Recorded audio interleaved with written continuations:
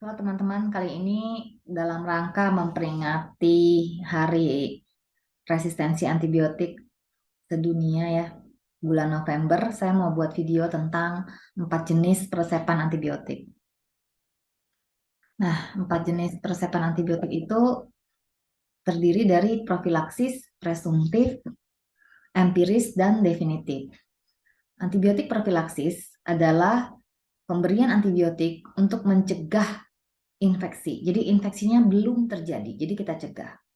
Sedangkan kalau presumtif adalah membatalkan infeksi. Jadi sudah ada kuman yang masuk ke dalam tubuh, tapi belum terjadi infeksi. Sedangkan empiris, kita mengobati penyakit, infeksi, tapi kita tidak tahu etiologinya apa. Jadi hanya berdasarkan tebak-tebak yang eh, berdasarkan tebak-tebakan yang ada dasar ilmiahnya. Sedangkan kalau definitif, kita punya pegangan kultur, sehingga kita mengobati infeksi yang sudah jelas penyebabnya. Profilaksis itu prinsipnya infeksinya belum ada. Tetapi kalau kita melakukan sebuah tindakan, risiko tinggi terjadinya infeksi. Contohnya pembedahan, terutama pembedahan di daerah yang steril. Prinsip dari pemberian antibiotik profilaksis adalah diberikan biasanya 1 jam sebelum sayatan dan dilanjutkan maksimal 24 jam pasca operasi. Jadi adalah salah ketika profilaksis pembedahan diberikan berkelanjutan sampai pasiennya pulang. Ya, itu kesalahan yang sering terjadi karena dokternya takut pasiennya infeksi karena pembedahan tersebut. Nah, kalau ada bayi baru lahir contoh ya dengan muntah berulang, kemudian ada gangguan elektrolit dan dari hasil pemeriksaan ada HPS, hipertrofi pyloric stenosis, lalu dia mau rencana operasi pilorotomi. Pasien ini profilaksis atau bukan antibiotiknya? Profilaksis. Kenapa? Karena pasien ini tidak ada infeksi. Tetapi ketika dilakukan pembedahan, dilakukan pilorotomi, maka ada kemungkinan risiko tinggi kuman masuk ke dalam daerah pembedahan tersebut. Oleh karena itu diberikan antibiotik profilaksis 1 jam sebelum sayatan dan dihentikan segera. Kasus yang lain, bayi usia 8 hari atresia ani, perutnya distensi abdomen, bunyi tegang, kondisinya letargis, terdapat demam, pemeriksaan penunjang kesannya ada perforasi usus dengan diagnosis peritonitis umum, rencana laparotomi sito. Dia mau pembedahan juga, tapi antibiotik yang kita berikan profilaksis atau bukan ya? Jawabannya bukan profilaksis. Kita memberikan terapi antibiotik dengan durasi sesuai dengan diagnosisnya, yaitu peritonitis umum. Ada kemungkinan juga pasien ini sudah sepsis. Oleh karena itu, pada pasien yang pertama, dia tidak infeksi, antibiotiknya hanya 1 kali.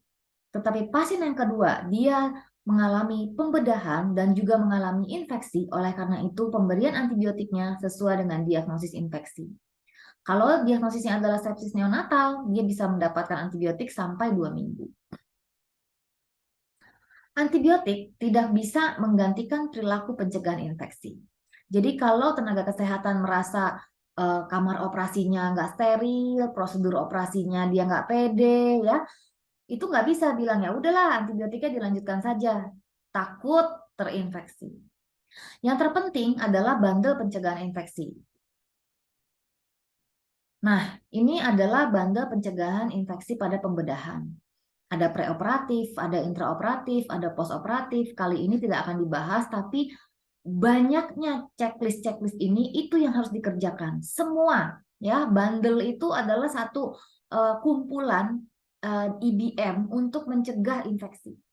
Jadi harus dikerjakan. Tidak ada dokter bedah yang boleh bilang, aduh nggak pede nih kalau antibiotiknya cuma sekali sebelum sayatan doang nggak pede. Oleh karena itu harus diurai satu persatu mana bandel yang tidak dikerjakan, preoperatif, intraoperatif atau postoperatif, mana bagian celah yang harus diperbaiki. Suatu hari saya berkesempatan untuk ikut sebuah kampanye resistensi antimikroba yang dikerjakan oleh Kementerian Kesehatan di sebuah rumah sakit. Lalu dokter bedahnya bilang, nggak pede kita kalau kita kasih antibiotik profilaksis cuma 1 kali. Pasien-pasien kebanyakan luka operasinya jadi basah, bernanah. Lalu kata petugas Kementerian Kesehatan apa? Tutup kamar operasi Anda. Artinya Anda tidak layak melakukan operasi dan itu under standar, ya, tidak sesuai dengan patient safety. Jadi jangan pernah membuat antibiotik sebagai jalan keluar untuk mencegah infeksi pembedahan, ya. Harus menggunakan bundle ini. Yang kedua adalah persepan antibiotik presuntif. Presuntif itu jadi udah ada inokulasi mikroba. Sedangkan kita mau membatalkan, ya, kita batalin infeksinya. Contoh pasien-pasien dengan kecelakaan. Misalnya ada benda tajam tidak steril masuk ke rongga toraks, mau torakotomi. Pasien dengan cedera kepala, kita takut meningitis karena scalpnya tidak intak dan rencana kraniotomi. Kedua pasien ini sangat mungkin terjadi infeksi berat karena sudah ada kuman yang masuk. Kenapa? Karena saat kecelakaan itu yang terpapar terhadap pasien adalah tidak steril. Hentikan antibiotik jika infeksi yang kita curigai tidak terbukti. Yang sering salah dari presuntif adalah kita kan mau mencegah meningitis. Setelah pasca kraniotomi misalnya, lalu kita evaluasi 72 jam ternyata anaknya tidak meningitis, tidak sepsis, ya hentikan saja antibiotiknya. Jadi harus membuktikan apakah infeksi yang tadi kita mau batalkan itu terjadi atau enggak. Kalau ternyata terjadi meningitis misalnya, ya silahkan dilanjutkan dengan pendoman meningitis. Atau ternyata terjadi MPM yang tadi pasien dengan torakotomi terjadi MPM, ya terapi antibiotik sesuai dengan MPM. Tapi kalau tidak terbukti, hentikan antibiotiknya. Kapan kita mengevaluasi? Biasanya 48 sampai 72 jam pemberian antibiotik. Yang ketiga adalah persepan antibiotik secara empirik. Yang artinya kalau kita lihat di kamus, empirik itu artinya adalah berdasarkan pengalaman dan observasi. Jadi artinya belum tentu benar. Setiap kita meresepkan antibiotik empiris, selalu bertanya di dalam hati kita, benar nggak sih resep kita ini? Benar nggak sih dia infeksi sesuai dengan diagnosis kerja yang saya lakukan? Prinsipnya pasiennya sakit, ya pasiennya sakit. Jadi tidak ada terapi empiris yang klinisnya nggak kenapa-napa. 2, dicurigai kuat infeksi bakteri. Dan ini harus berdasarkan educated guess. Artinya apa? Yang memperkirakan itu harus terdidik dan teredukasi. Bukan orang awam yang nggak pernah sekolah diagnosis, ya, memikirkan jangan-jangan infeksi bakteri. Tapi bukan juga dokter yang ingin mengakhiri prakteknya dengan cepat-cepat, terus dia mengambil jalan pintas dengan meresepkan antibiotik tanpa membuat working diagnosis yang tepat terhadap infeksi bakteri.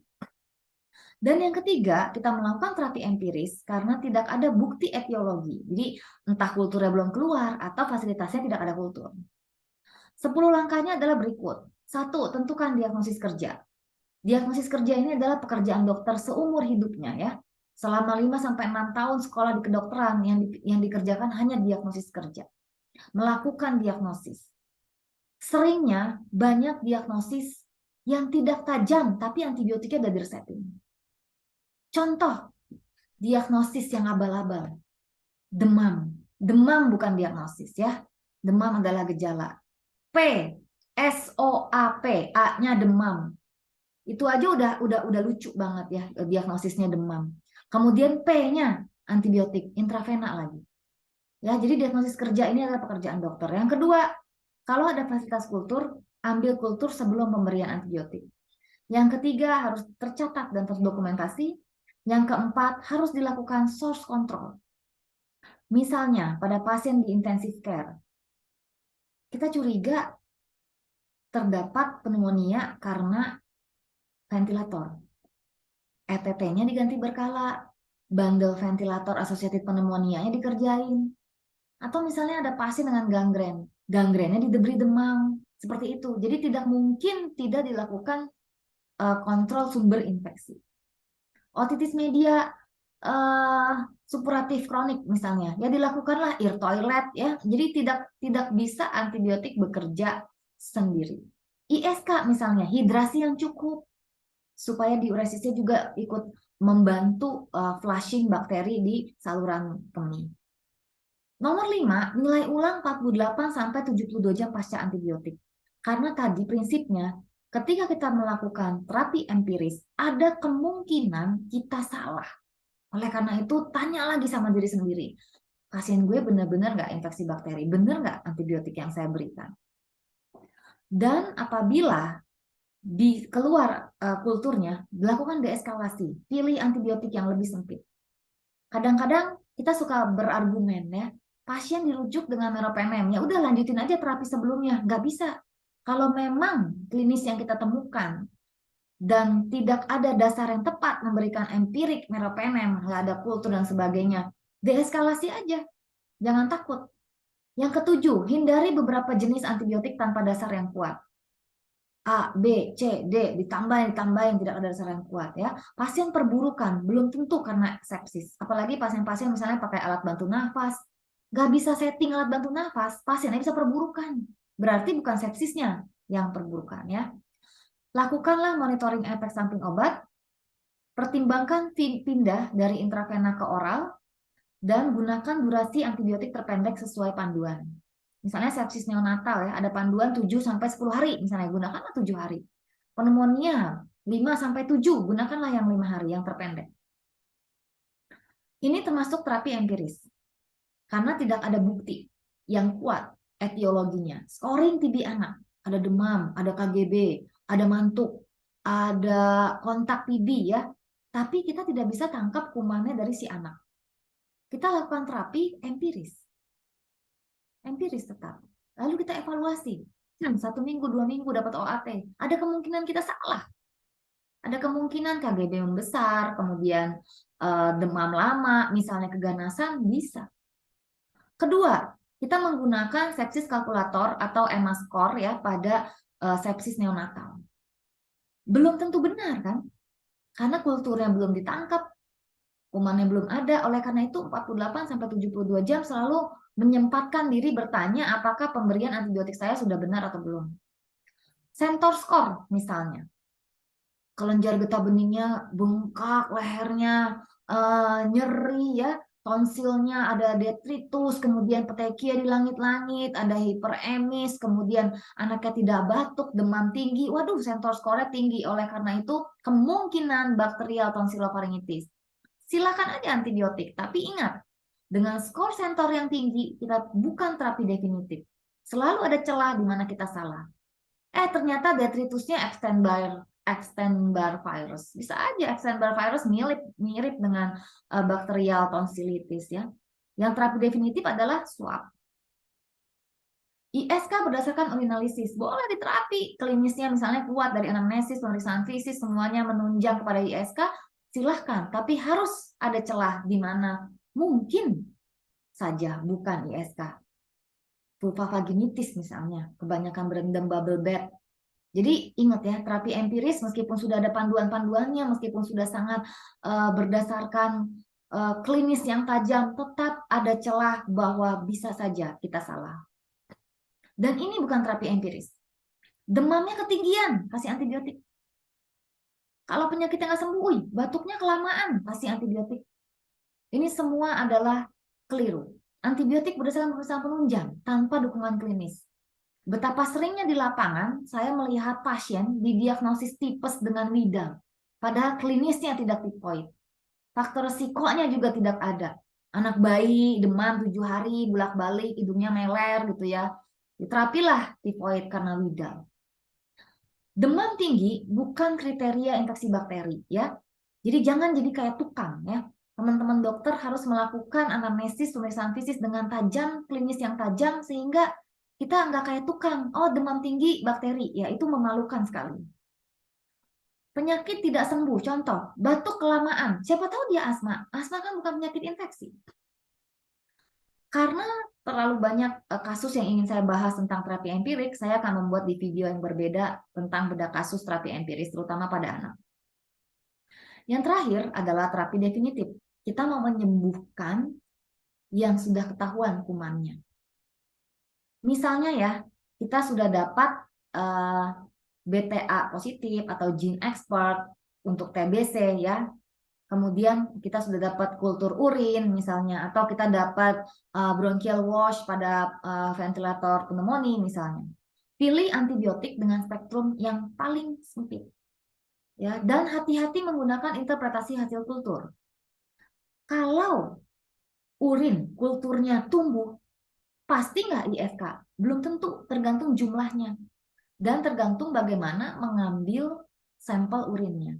Ya, sampel urin yang kita ambil dari pipis, dari OUE eksterna, tentu saja tidak steril ya, sehingga harus hati-hati melakukan interpretasi hasil kultur. Berikan durasi terpendek sesuai dengan guideline. Terima kasih.